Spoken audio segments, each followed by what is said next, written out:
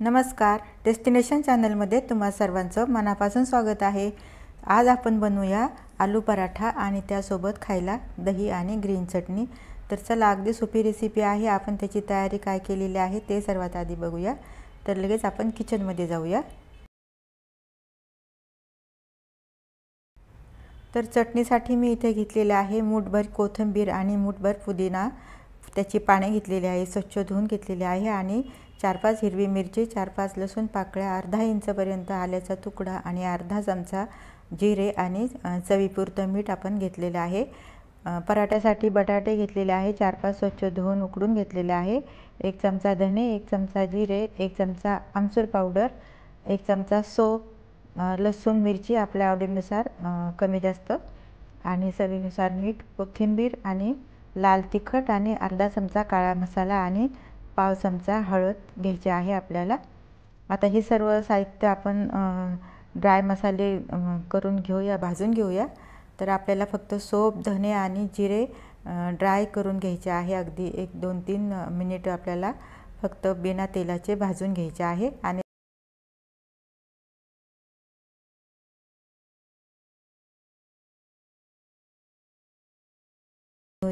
तर मी इथे 3 वाट्या कणिक घेणार आहे। तर आपल्याला किती करायचे आहे क्वांटिटीनुसार आपण ती घ्यायची आहे।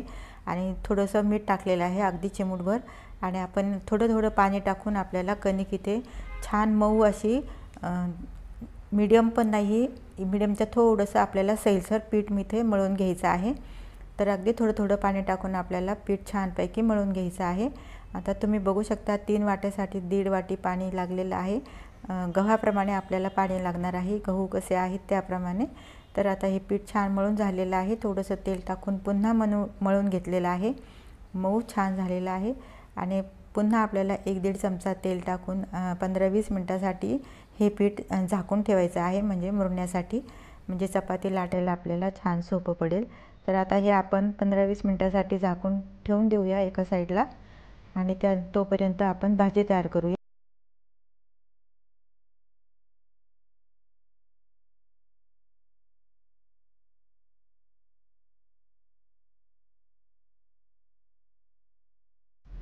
तर आपण भाजलेल्या मसाल्याची पावडर तयार करून घेतलेली आहे जाडसर, आणि लसूण आणि मिरचीची पेस्टसुद्धा करून घेतलेली आहे। आता उकडलेले बटाटे आपण किसणीवर किसून घेऊया, किंवा स्मॅशरने आपण करून घेतलं तरी चालणार आहे। पण आपल्याला ते मऊ करून घ्यायचे आहेत, चांगले मऊ झाले पाहिजे, म्हणजे लाटताना फुटायला नको।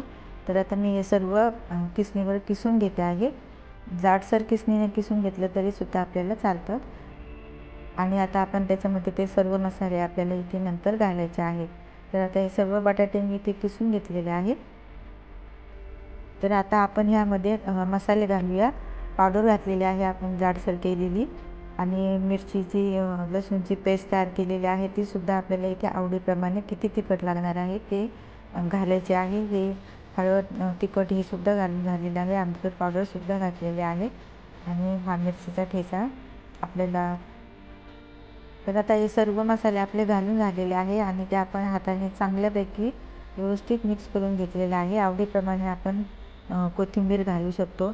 जर तुम्हाला कांदा घालायचा असेल तर कांदा एकदम घालायचा नाही, आपल्याला जितके पराठे करायचे तितकेच याच्यामध्ये कांदा घालायचा, म्हणजे नाहीतर पूर्ण याच्यामध्ये कांदा घातला आणि आपल्याला करायला जर उशीर असला तर कांद्यामुळे ह्या भाजीला पाणी सुटू शकतं, आणि मग ते आपले पराठे चांगले। तर आता आपण कणिक मळून घेतलेली होती, 20 मिनिटं झालेली आहे। तुम्ही बघू शकता मस्तपैकी आपली कणिक छान अशी भिजलेली आहे, तिचा कलर थोडासा चेंज झालेला आहे। आता आपण एकदा पुन्हा मळून घेऊयात, थोडंसं तेल टाकून 1-1.5 चमचा तेल टाकलेलं आहे, आणि पुन्हा आपल्याला एक हात देऊन घ्यायचा आहे, म्हणजे छान आता ते मऊ झालेले आहे मस्तपैकी, लाटायला पण आपल्याला अगदी सोपं जाईल। तर आपण आता हे मळून घेतलेलं आहे पुन्हा तेल टाकून। आता आपण आपल्या आवडीप्रमाणे ह्याचे पराठे बनवूया। छान असं पीठ आपलं हे झालेलं आहे, अगदी आपल्याला जसं हवं आहे तसं अगदी मऊशार झालेलं आहे, आणि थोडंसं सैलसरसुद्धा झालेलं आहे, म्हणजे लाटायला अगदी आपल्याला ते इझी जाणार आहे, आणि आपले पराठे फुटणारसुद्धा नाही। तर आता इकडे तवासुद्धा मिडियम गॅसवर गरम करायला ठेवलेला आहे।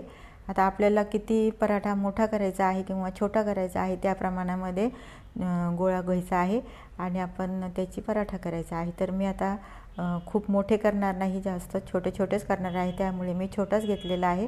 आणि हातावर आपण त्याची पारी तयार करून घेऊया, किंवा हातावर जर जमत नसेल तर आपण थोडीशी लाटून पण घेऊ शकतो. आणि आपण जेवढा गोळा घेतलेला आहे त्याच्या समप्रमाणात घेतला तरी ही चालतो भाजीचा गोळा, कारण आपण नंतर जेव्हा बंद करतो तेव्हा वरून थोडंसं पीठ आपलं येतं बंद करताना, तर ते आपण काढून टाकू शकतो. म्हणजे आपला पराठा छान सगळीकडे बॅटर पण सगळीकडे पराठ्यामध्ये पसरलं जाणार आहे आणि एक्स्ट्रा पीठ पण तिथे राहणार नाही. तर आता हे थोडंसं पीठ उरलेलं आहे वरती, मी ते काढून टाकलेलं आहे आणि चांगला असा बंद करून घेतलेला आहे कोरडं पीठ घालून. आणि थोडासा आपल्याला मोठा करून घ्यायचा आहे, अगदी हाताच्या सहाय्याने हातावरच आपल्याला मोठा करून घ्यायचा आहे पीठ टाकून. तर आता थोडंसं मी स्प्रेस करून घेतलेलं आहे, म्हणजे आतली भाजी सगळीकडे पसरल्या जाते. तर आणि एकसारख्या हाताने, अगदी हलक्या हाताने आपल्याला पराठा लाटून घ्यायचा आहे. आणि पराठा आपल्याला लाटताना काळजी घ्यायची आहे की जास्त जोर द्यायला नको, आणि चिकटत असेल तर आपण थोडं थोडं पीठ टाकून लाटून घेऊ शकतो. तुम्ही जर म्हणत असाल तर तांदळाची पिठीसुद्धा इथे चालते लाटायला. तर आपला हा लाटून झालेला आहे.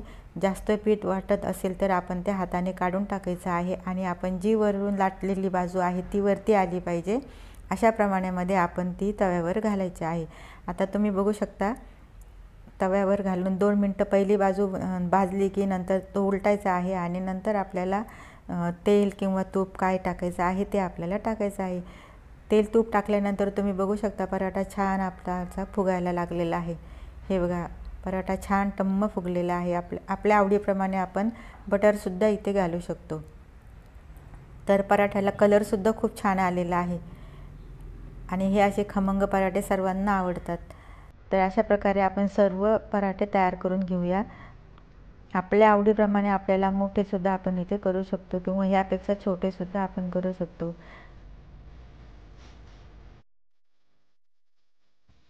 तव्यावर पराठा टाकताना आपण गॅस मिडियम ठेवायचे आहे, आणि 2 मिनटानंतर हाय फ्लेम करायचे आहे, म्हणजे पराठा छान टम्म फुगतो. आणि पराठा लाटताना हा जाडसरच लाटला जातो, कारण पोळीसारखा नसतो. पोळीसारखा खूप पातळ जर आपण लाटला तर तो टम्म फुगत नाही, म्हणून आपल्याला हा पराठा जाडसरच ठेवायचा आहे. तर आता तुम्ही बघू शकता 2 मिनटं आपल्याला खालची बाजू भाजली की लगेच आपल्याला उलटायचं आहे आणि वरची बाजू भाजून घ्यायची आहे, आणि नंतर मग आपल्याला तेल दूध टाकायचं आहे. तर अशा प्रकारे सर्व पराठे मी इथे आता करून घेणार आहे. भाजी तर आपली तयारच झालेली आहे. तुम्ही बघितलंच असेल, सर्व पराठे आपले छान टम्म फुगलेले आहे, आणि सारणसुद्धा पूर्ण पराठ्यामध्ये आपलं स्प्रेड झालेलं आहे. तर अशा प्रकारे आपले हे पराठे इथे सर्व झालेलेच आहेत. आता आपण गरमागरम पराठे, दही आणि टमाट्याची चटणी किंवा लोणी किंवा तूप, टोमॅटो. तुम्ही तुमचा अमूल्य वेळ देऊन व्हिडिओ बघितला त्याबद्दल धन्यवाद. अशा छान छान रेसिपी बघण्यासाठी तुम्ही डेस्टिनेशन चॅनलला सबस्क्राईब करा, आणि बेल आयकॉनवर क्लिक करून ऑलवर सेट करा, म्हणजे नवीन व्हिडिओ आलं की तुम्हाला लगेच नोटिफिकेशन मिळेल आणि रेसिपी बघता येईल. तर भेटूया नवीन व्हिडिओमध्ये असेच एखादी छानशी रेसिपी घेऊन. तोपर्यंत मस्त खा आणि स्वस्त रहा.